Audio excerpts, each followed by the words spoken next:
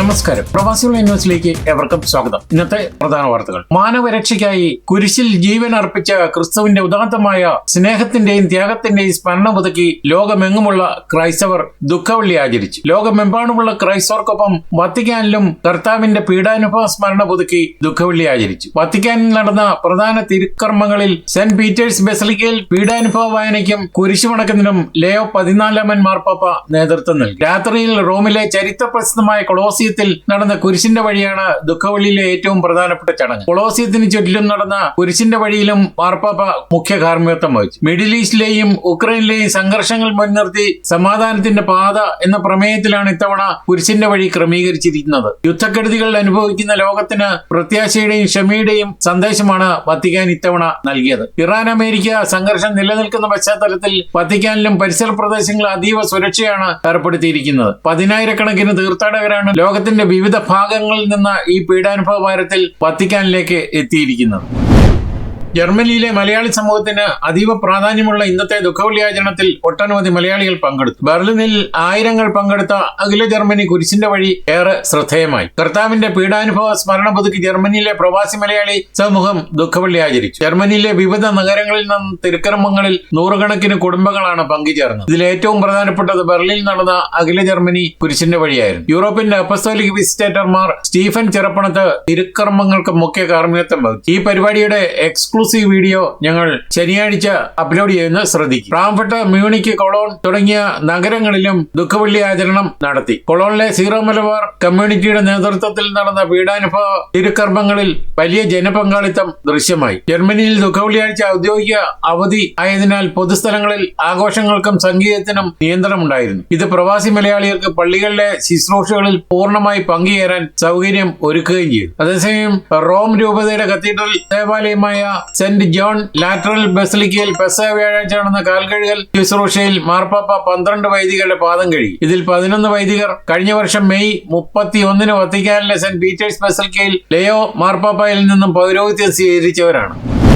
Middle ഈസ്റ്റിൽ യുദ്ധം അതീവ ഗുരുതരമായ ഘട്ടത്തിലേക്ക് കടക്കുകയാണ്. ഇറാന്റെ തലസ്ഥാനമായ ടെഹ്റാനിൽ ഇസ്രായേൽ ശക്തമായ വ്യോമാക്രമണം ആരംഭിച്ചു. ഇതിനിടെ ഹോർമോസ് കടലിടുക്ക് സമീപം അമേരിക്കയുടെ രണ്ടാമത്തെ യുദ്ധവിമാനം തകർന്നു വീണത് ആശങ്കയ്ക്ക് ഇട നൽകിയിരിക്കുകയാണ്. അമേരിക്കയുടെയും ഇസ്രായേലിന്റെയും ആക്രമണങ്ങൾക്കിടയിൽ ഇറാന്റെ പക്കൽ പകുതിയോളം മിസൈൽ ലോഞ്ചറുകളും ആയിരക്കണക്കിന് ഡ്രോണുകളും ഇപ്പോഴും സുരക്ഷിതമാണെന്ന് CNN റിപ്പോർട്ട് ചെയ്തു. ഇത് മേഖലയിൽ വലിയ നാശനഷ്ടങ്ങൾ വരുത്താൻ ഇറാൻ ഇപ്പോഴും ശേഷിയുണ്ടെന്നുള്ള സൂചനയാണ് നൽകുന്നത്. അതേസമയം ചർച്ചകൾ വഴിമുട്ടി നിൽക്കുകയാണ്. പാകിസ്ഥാന്റെ നേതൃത്വത്തിൽ നടക്കുന്ന സമാധാന ചർച്ചകളിൽ നിന്ന് ഇറാൻ പിന്മാറി. അമേരിക്കയുടെ നിബന്ധനകൾ അംഗീകരിക്കാനാവില്ലെന്നുള്ള നിലപാടാണ് ഇറാനുള്ളത്. തെക്കൻ ലെബനിൽ ഐക്യരാഷ്ട്രസഭയുടെ നിരീക്ഷണ പോസ്റ്റിന് നേരെ ഉണ്ടായ സ്ഫോടനത്തിൽ 3 ബ്ലൂ ഹെൽമെറ്റ് സൈനികർക്ക് പരിക്കേറ്റു. ഇതിൽ 2 പേരുടെ നില ഗുരുതരമാണ്. ലെബനിലുള്ള തങ്ങളുടെ പൗരന്മാരോട് ഉടൻ രാജ്യം വിടാൻ അമേരിക്ക നിർദ്ദേശിച്ചു. സിവിൽ വിമാനങ്ങൾ ലഭ്യമായ സമയത്ത് തന്നെ മടങ്ങാനാണ് നിർദ്ദേശം. ഇറ്റാലിയൻ പ്രധാനമന്ത്രി ജോർജിയ മെലോണി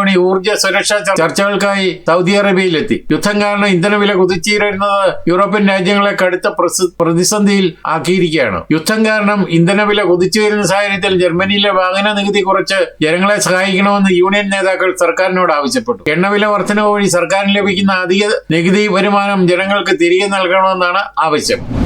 ഇറാനുമായുള്ള സംഘർഷം കൊടുമ്പിരിക്കൊള്ളുന്നതിനിടയിൽ അമേരിക്കൻ യുദ്ധവിമാനം ഇറാനിൽ തകർന്നു വീണത് അമേരിക്കയ്ക്ക് വലിയ വീഴ്ചയായെന്നാണ് റിപ്പോർട്ട്. വിമാനത്തിൽ നിന്ന് സ്വയം ഇജക്ട് ചെയ്ത് രക്ഷപ്പെട്ട പൈലറ്റ് തെക്ക് പടിഞ്ഞാറ് ഇറാനിലെ പർവ്വത പ്രദേശത്ത് വീണതായിട്ടാണ് വിവരം. പൈലറ്റിനെ കണ്ടെത്താനായി ഇറാൻ സൈന്യവും അമേരിക്കൻ ഹെലികോപ്റ്ററുകളും തിരച്ചിൽ നടത്തുകയാണ്. അതേസമയം പൈലറ്റിനെ കണ്ടെത്താൻ അമേരിക്കൻ ഹെലികോപ്റ്ററുകൾ ഇറാൻ അതിർത്തിക്കുള്ളിൽ കടന്ന് തെരച്ചിൽ നടത്തുന്നതായും സൂചനയുണ്ട്. പൈലറ്റിനെ കണ്ടെത്തിയാൽ ഉപദ്രവിക്കരുതെന്നും ജീവനോട് പോലീസിന് കൈമാറണമെന്നും ഇറാൻ സൈന്യം ജനങ്ങളോട് ആവശ്യപ്പെട്ടിട്ടുണ്ട്. 5 ആഴ്ചയായി തുടരുന്ന യുദ്ധത്തിൽ ഏറ്റവും നിർണായകമായ സംഭവമാണിത്. പൈലറ്റ് ഇറാൻ സൈന്യത്തിന്റെ പിടിയിലായാൽ അത് മേഖലയിലെ സംഘർഷം കൂടുതൽ വഷളാകാനും ആരോഗ്യതലത്തിൽ വലിയ പ്രത്യാഘാതങ്ങൾ ഉണ്ടാക്കാനും കാരണമാകും. ശനിയാഴ്ച രാവിലെ തകർന്നു വീണ അമേരിക്കൻ യുദ്ധവിമാനത്തിലെ പൈലറ്റിനെ കണ്ടെത്താൻ സൈന്യം തെരച്ചിൽ ആരംഭിച്ചു. കോഹ് ഗിലയിലുയിലെയും ബോയർ അഹമ്മദ് പ്രവിശ്യയിലെയും പ്രിയപ്പെട്ടവരും ബഹുമാന്യരുമായ ജനങ്ങളെ ശത്രു പൈലറ്റിനെ ജീവനോടെ പിടികൂടി പോലീസിനും സൈനിക സേനയ്ക്കും കൈമാറുകയാണെങ്കിൽ വിലപ്പെട്ട പ്രതിഫലവും ബോണസും ലഭിക്കുമെന്നാണ് ചാനൽ അവതാരകർ വായിച്ചത്. 15,500 ചതുരശ്ര കിലോമീറ്ററിലധികം വ്യാപിച്ചു കിടക്കുന്ന പർവ്വത പ്രദേശമാണ് കോഹ് ഗിലൂയ്. മിഡിൽ ഈസ്റ്റിൽ ഇറാൻ യുദ്ധം കൊടുമ്പിരിക്കൊള്ളുമ്പോൾ ലോകം വലിയൊരു ഊർജ്ജ പ്രതിസന്ധിയിലേക്കെന്ന് മുന്നറിയിപ്പ്. വരാനിരിക്കുന്ന പ്രതിസന്ധിയുടെ ആഴം നമ്മൾ ഇതുവരെ അറിഞ്ഞിട്ടില്ലെന്നും അടുത്ത മാസം മുതൽ അതിന്റെ ആഘാതം ജനങ്ങൾ അനുഭവിച്ചു തുടങ്ങുമെന്നും പ്രമുഖ എനർജി അനലിസ്റ്റ് അനാമരിയ ജെല്ലർ മക്കറോവിച്ച് വ്യക്തമാക്കി. ഇന്ധനവിലയിൽ 70% വർധനമാണ് ഉണ്ടായിരിക്കുന്നത്. ഫെബ്രുവരി അവസാന വാരത്തിൽ ഇറാനെതിരെ അമേരിക്ക ഇസ്രയേലും വ്യോമാക്രമണം ആരംഭിച്ചതോടെ അന്താരാഷ്ട്ര വിപണിയിൽ എണ്ണ ഗ്യാസ് വിലകൾ 70% വർദ്ധിച്ചു കഴിഞ്ഞു.